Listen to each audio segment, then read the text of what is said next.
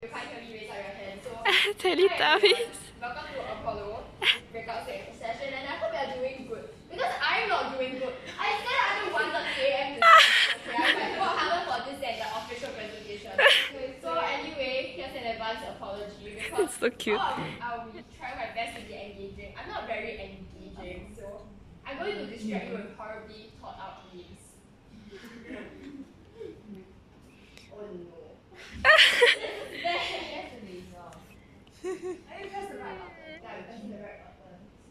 Okay. Yeah, okay, nice. Okay, I embarked on the Humanities and Social Sciences research program, which is a research program about the humanities and all the social sciences, as the name suggests, where the participant writes a research paper in approximately 8 or 9 months under the guidance of an expert mentor.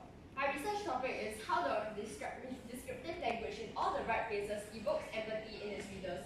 And I chose it because, well, I like literature. And also because I thought it would be fun to analyze a young adult literature book, because usually critics in the literature area think that young adult literature has no literary value. Yeah, so anyway. Yeah, so caution, spoilers ahead. If you haven't read All the Bright Places and you don't like spoilers, please leave the room right now. I'll give you 3 seconds. Okay, so you are fine with it. Okay, it's your own funeral, I guess. So. Anyway, what is All the Bright Places? To put it very simply, it's a romance novel. But for the purpose of this research paper, I did not focus on the girl at all. So instead, All the Bright Places is a best-selling novel by Jennifer Niven that revolves around Theodore Finch, who is suffering from undiagnosed bipolar disorder. All the Bright Places is currently being adapted into a movie, so I thought that to use the book because of its possible influence that the book could have because of its different media. And so bipolar disorder is a chronic relapsing illness characterized by recurrent episodes of manic or depressive symptoms, with intervening periods that are relatively but not fully symptom-free. The book demonstrates the struggles that he goes through every day due to his disorder, the stigma that he gives himself, the stigma pushed onto him by others, and how the illness affects himself and the people surrounding him. Also, he commits suicide in the end. That's important for later. Yeah, so this is a very brief summary of my literature review. It was originally like half a page long, but anyway, empathy helps readers to understand the characters of the story they are reading and experience their journey along with them. Mental illness social stigma negatively impacts those who are stigmatized and is still a problem today. Young adult literature that depicts mental illness is necessary to break the stigma and give people a sense of relatability. Young adult literature has a big influence as it has risen in popularity in the recent years. These are some key definitions. Young adult literature is defined as literature written for the target demographic of people between the ages of 18 to 35 years old. Mental illness social stigma is the negative stereotypes that the general public has towards those who suffer from mental illnesses, causing the sufferers to feel inferior, causing discrimination against them. Cognitive empathy is the capability of a person to understand how another person feels without actually going through the experiences that the other person has been through. My methodology is that a close reading of All the Bright Places was done to investigate the usage of descriptive language in the text. I split my analysis into 3 key sections, namely the awake and the asleep, water, and Finch's fascination with death. The awake and the asleep appears frequently in the entire book.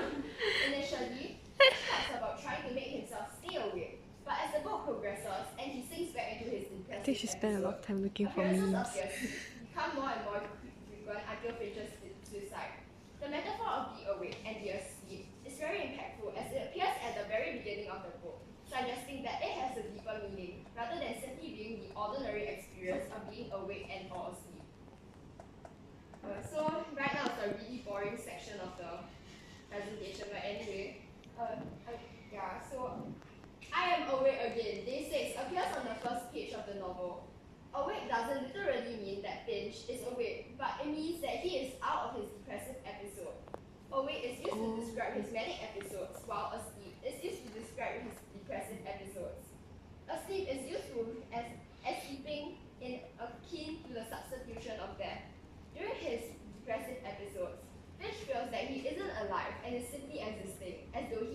he died. Awake is hence used as it is the literal opposite of being asleep.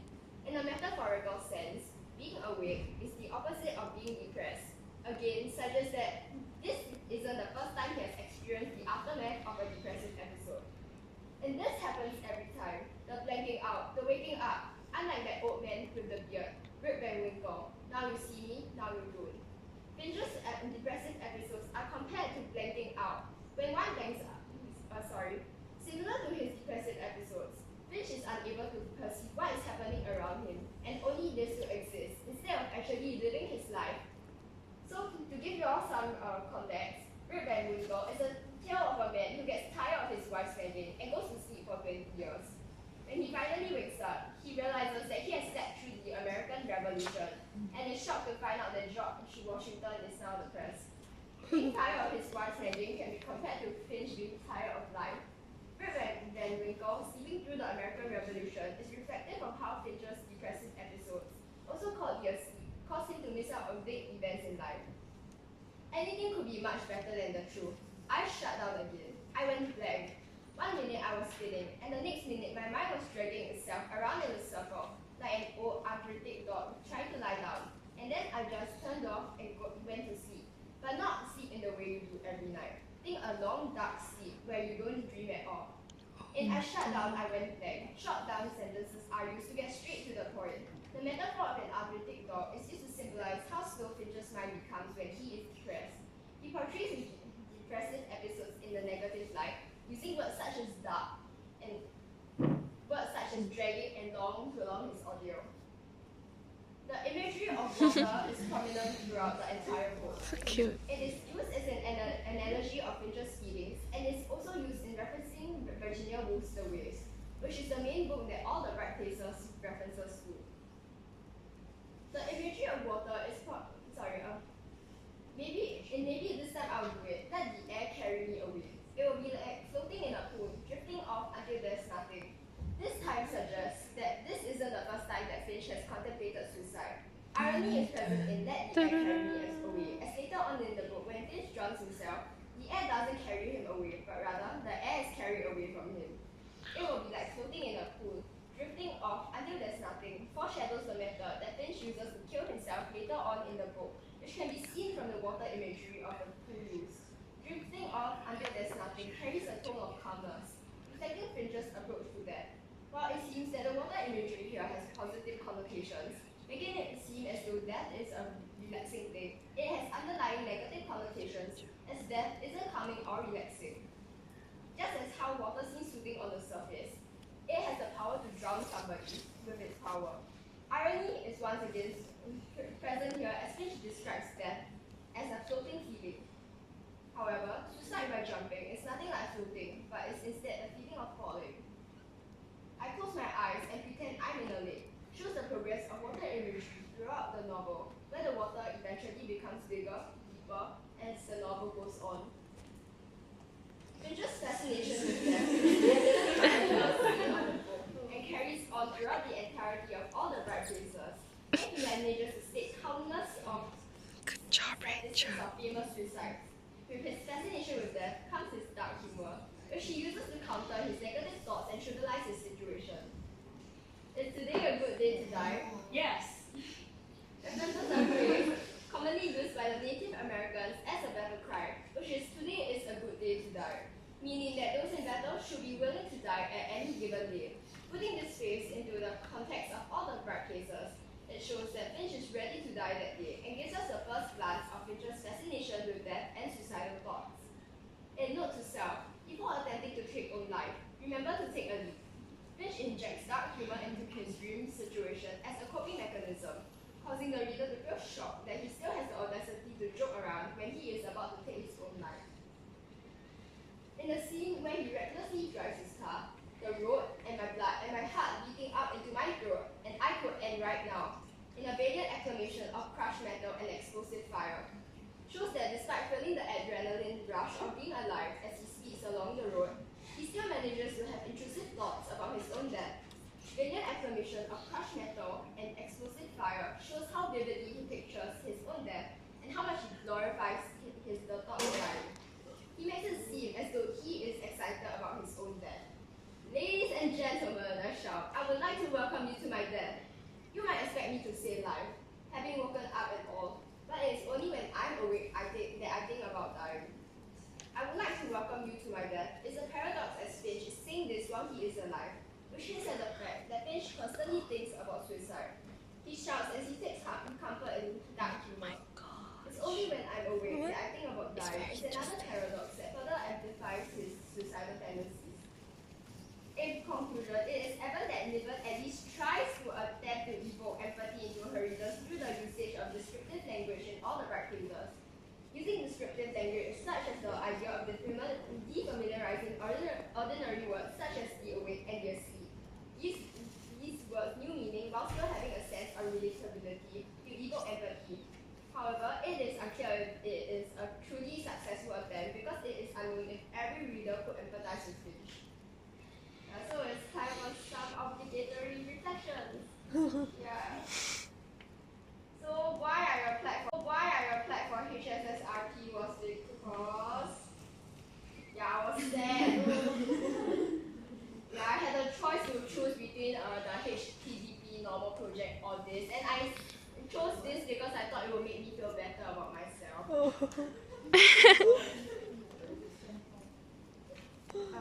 What stands for what? HSSRP stands for Humanities and Social Sciences Research Program. HTDP stands for Humanities Talent Development Program. Yeah. So one challenge I had was time management. It was very emotionally draining, and as somebody who procrastinates a lot, I had a lot of sleepless nights because of my project. I didn't try to fix the problem though. I just made sure I had enough time to complete the project. But I don't regret applying for it as it was a very good learning experience and it was interesting to receive guidance and interact with somebody who was as interested in literature as me. I also learned about the importance of passion because sometimes people apply for programs for the prestige. So when they aren't even interested in what the program offers, I'm not very sure if it ever happened to anybody but if I anyhow sign up for HSSRP and didn't like it, and I would have been really sad. So these are some acknowledgements. Thanks for bearing with me. Ooh, good job. Thank you, Rachel, for the enriching presentation. We will now be having a It's a shaky Q&A camera. session, which is open to any questions about her research or her research journey. Am I allowed to challenge her points? I'm scared. Firstly, Rachel, say calm.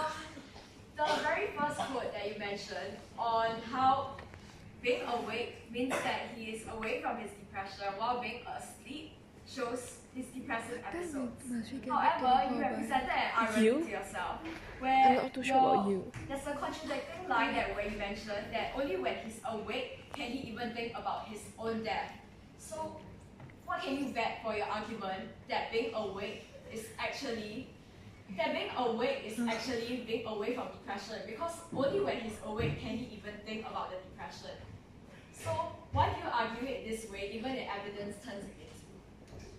I would say that while being awake, it technically means that he is away from his depression, and subconsciously it isn't, because what you said just now about the awake still think about the death thing. Yeah. So why is being asleep like a depression other than the hypnotic death imaging? Because when he's so-called asleep, he experiences more of the symptoms of having a depressive episode because of his bipolar disorder. Secondly, can I challenge your research? Last one, I promise. Okay. For your research, I have an issue with the very first line that you mentioned about how you're only going to focus on the guy and his internal monologue, but your research question shows that you want to focus on how it evokes sympathy in the readers. So why do you choose to evaluate the presence of the girl even though she is the one bearing the cost of his death? Okay, so because this is actually a toned down version of my research paper. So actually in the research paper I did include the girl, so I just took her